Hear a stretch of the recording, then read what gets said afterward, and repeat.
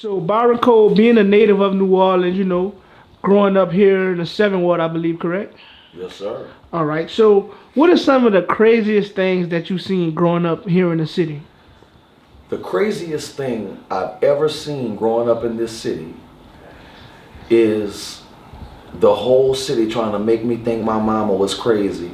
And then upon her death, her enemies admitting that she was one of the 300 most influential. You heard me? Yeah. And then watching everything she said that was going to happen. And they say, "You crazy old lady," come into fruition. But if you need something real, I'm 7 wall hard head. You heard me? And so I lived through the whole 7 wall soldier thing. And which corner you want me to talk about the brains I seen on the ground? That's the craziest shit I seen in real time in our city. So that's something that I can say personally, growing up, especially on the West Bank. Not saying that we didn't have any murder, violence, or I didn't lose any friends, but it's like, I can honestly say I never seen a dead body going to school or seen somebody shooting dope, you know what I'm saying? And I know, and a lot of times in our city, that's a lot of people's reality. So I just want to touch that topic because I know you probably seen some crazy stuff growing up in that 7.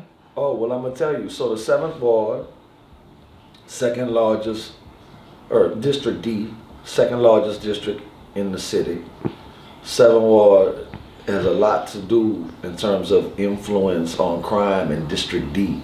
Okay. And so you have to understand, for me to formulate my answer, you have to understand who my mother was. My mother was Diane French Cole, Mama D, right?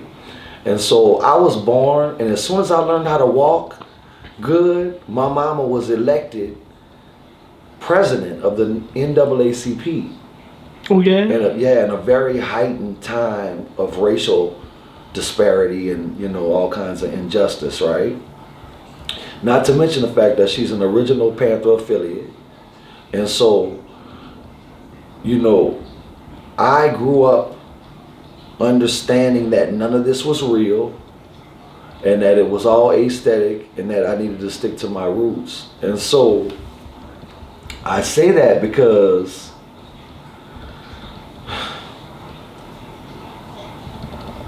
I didn't just decide I wanted to be an activist. I don't even claim that title, right?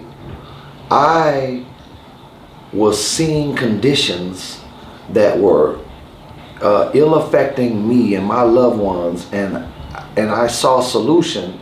And then when I realized that there was a conspiracy against my solution and that they didn't really want a conclusion to what I wanted to end, then I became what they call a radical, right? Okay. And so, I am not trying to empower any organizations. I'm not trying to have anything last forever. I'm trying to fight something that's disabling me until it's gone. Gotcha. So you feel like growing up here in the 7th Ward, especially growing up in New Orleans where there's a lot of crime, it's a lot of violence. We have a lot of good stuff that go on in the city too. Do you feel like that affects your mental health? Like, just... No, I think not fucking with it affects with your mental health. What you mean by that? Like not trying to fix the problems or? Yeah! Bro, listen. I just had to go out and regulate my block just yesterday. Wild day. Motherfuckers shooting on the block and everything, right? So where some people are looking at my videos and be like, "Man, this nigga funny," or "This nigga crazy," man, my daughter walks to the buttermilk drop. I need to understand I got full security within that. You feel me? Right.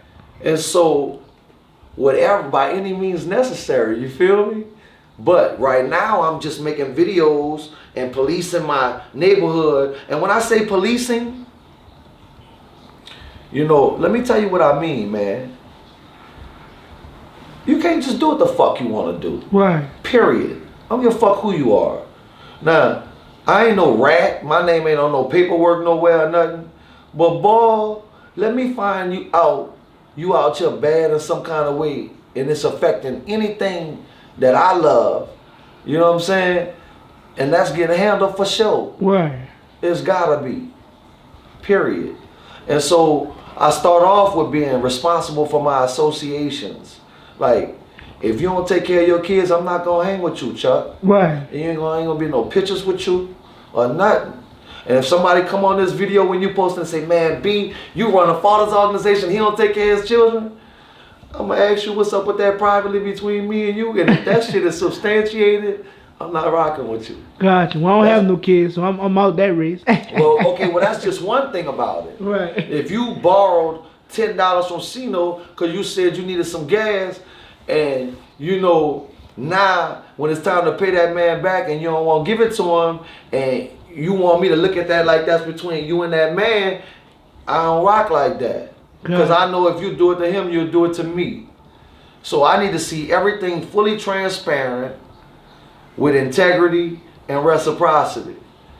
And so if we do that, then we start to build a unit that can help us to start to counteract all of these things that we dealing with, that we can't get no support from our representation of our tax dollar. Gotcha. And so that's what the Asians do. You see, you can't turn on the TV, Chuck, without seeing Asian hate. Now we know that every Asian we go into a New Orleans, they gonna talk to you like you fucking crazy. You feel me? Right. And we've been complaining about that shit since they had the stores. Right. But they have a block that's backed by commerce, and that's why they have to be heard when they make cries, right? Correct. But what black people have happening is you know, you doing your thing, I'm doing my thing, Sino doing his thing, Seth's doing his thing, but we ain't doing it together. Right. So there's no power because there's no numbers. So let me ask you this. You know, growing up here in New Orleans, you know, we've been having this narrative for the last, I don't want to say how long, that New Orleans people don't stick together, they don't work together, you know, we don't get along. Do you feel like, you know, that narrative could possibly change? Or do you think it's like something... How you move the soldiers? How you control the soldiers? Tell me. I would say by being a leader. That's true, but that's vague. You know how to move the soldiers? You gotta understand the cries of the people. What's the, you gotta feed them. Thank you! That's how you move the soldiers! You gotta feed them. You gotta feed them, nigga! Right. Right there. So, that's why I keep saying a Chuckmulatv, a Byron Cole, a Cesspool 5, a Rule Jude, a Mia X, we all gotta come together. Because what's happening is we all feeding. And we're seeing a very minimal return because we only individuals. Right. But imagine when all of those entities I just named could come together and now go see the mayor. And it's not just Mia, it's not just Seth, it's not just Byron, but it's all of us. Imagine the discretion we could wield. You feel me? Gotcha. And so people want to talk to me about crime and shit, but they don't want to talk about conditions. They want to talk about effect and examine it thoroughly and make conclusions, and we ain't even talked about cause. And we got too many people that's internet scholars that don't have no real transcripts to back that shit up. You know, I've been Dean's List my whole life because my mama would beat the piss out of us if we didn't. Period. Right. That's the only reason. You feel me? At the best schools. So I don't feel like I need to argue with nobody about that. And then, you know, there's a whole bunch of other aspects regarding our resurgence that everybody want to have an opinion to when that's detrimental. I don't know about cause. When I want a truck, I call Sino. You feel me? Now, me and him got a good enough relationship now to where it is what he said it is. Every car that I've ever sent anybody to get to him from him, it was what he said it was. So now, you know, I don't even have to question anything. And I have sent that to other people. You feel me?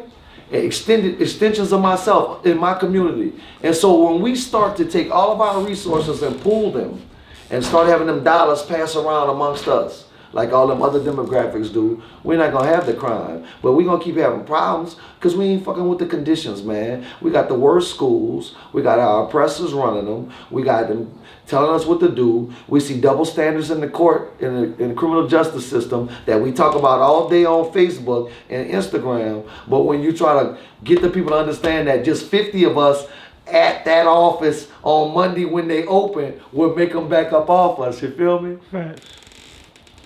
So now I'm old, I'm losing a step, and I'm understanding what's going on in the game. See, I was young, then I was middle, and now I'm about to be old, right? And so what I figured out is old people clout hunting, rep chasing, trying to get money and live, instead of admitting they lost a step and changing to a fadeaway and letting the new young dude dunk. Exactly. You feel me? But it goes the other way too. Because you know how many times I talk to people your age every day that I'm giving them empirical data, right? Or I'm telling them something, a direct quote from the Marcus Garvey that they got on their fucking t-shirt, but they arguing with me. Like, they don't see that, you know, I take care of myself and that I unplug and that and that I really practice what I preach and that ain't nobody feeding me and I ain't begging for nothing. And I'm talking about in terms of example. You see what I'm saying? Gotcha. Right? And they'll still drink the Kool-Aid. And so, man, to make a long story short, I used to think, I said, my mama a woman, maybe that's why she having problems. I said, I'm going to take what she taught me. I'm going to be a man. I'm just be a model. A real cat's going to follow that. And they started to, until money started becoming a factor. And when you got somebody starving, they don't have the best morals or judgment. And so my people are demoralized, man, from a few centuries of debilitation. And my mama taught me to understand that. Because see, you can walk through the door demoralized, but if I gauge everything correctly and I see a wherewithal and a prudence and a self-love that I know that I can just help you with this problem and you're going to be straight, mama taught me don't never leave him. You feel me? Gotcha. And so that's what I'm trying to do with my movement. I'm going to just say it like this, even though it'll be misconstrued and I'll have to explain it. I never wanted to be the mayor. I told you in the beginning of the video, I'm a Black Panther Cub. You don't want to be elected officials, bro. I've been saying that out loud my whole life. But I be damned. That's like me, you, and Sino going to jail and then letting Pee Wee Herman, the real little skinny white man, come in the pod and punk us and run the TV and everything. That's what I felt like I was experiencing. That's why I ran for office.